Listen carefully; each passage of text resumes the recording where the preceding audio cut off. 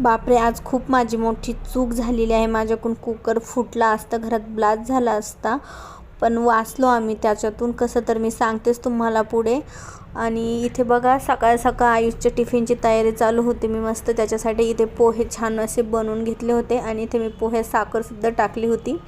कारण की मी एक व्हिडिओ बघितला होता, तर ती मला म्हटली होती की पोह्यात साखर टाकली की खूप छान होते. तर मोनिका बघ, मी सुद्धा पोह्यात साखर टाकते आणि खूप छान पोहे होतात. मला देखील पोह्यामध्ये साखर आवडते, थोडीशी नॉमिनल, जास्त नाही, नाहीतर गोड होऊन जातात. आणि लिंबू देखील पिळते, म्हणजे आंबट गोड तिखट अशी छान पोह्याची चव लागते. साईड बाय साईड पोह्याला वाफ येत होती, तोपर्यंत इकडे भांडी वगैरे क्लीन करून घेतले. आईचा टिफिन वगैरे पॅक करून दिला. ते शूट नाही केलेलं. त्यानंतर मी पण ब्रेकफास्ट करून घेतला होता पटकन. त्यानंतर दुपारच्या वेळेस बघा, इथे मी कुकर लावून दिला आणि खाली गेले होते, काम होतं त्यामुळे गोडाऊनला, आणि कुकर विसरून गेले. वरती येऊपर्यंत ते कुकर सगळा जळाला होता आणि त्यात पाणी पण नव्हतं राहिलं, तर तो स्फोट वगैरे काहीही होऊ शकलं असतं. पण ठीक आहे, आई रेणुका मातेने काहीच केलं, म्हणजे होऊ दिलं नाही आम्हाला. तशी माझ्यावर खूप कृपा आहे आमच्या कुलदेवीची. तर इथे मी संध्याकाळी सँडविच बनवणार होते.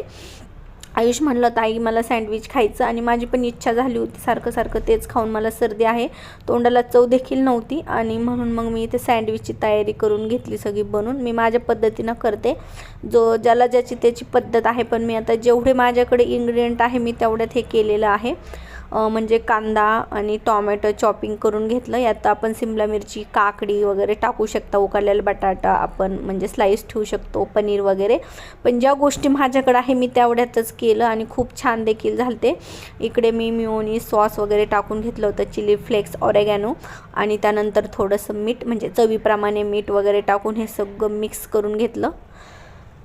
आणि बघा, मला सर्दी आहे त्यामुळे अधूनमधून खोकला, तर त्याकडे प्लीज इग्नोर करा, त्याबद्दल सॉरी. आणि इथे छान आहे असं मिक्स करून घ्यायचं, आणि ते व्यवस्थित मिक्स झालं की मग आपण एक एक ब्रेडला ते लावून घ्यायचं व्यवस्थित. अगोदर मी तुपाने कोटिंग केलेलं होतं, आणि त्यानंतर मग हे सगळं काही जे बॅटर आहे त्यात फिल करून वरतून दुसरा ब्रेड ठेवून मस्त हे सँडविच मेकर आहे त्याने मी भाजून घेतलेलं आहे, आणि खूप छान सँडविच झाले होते. तुम्ही व्हिडिओला लाईक करा, शेअर करा, सबस्क्राईब करा.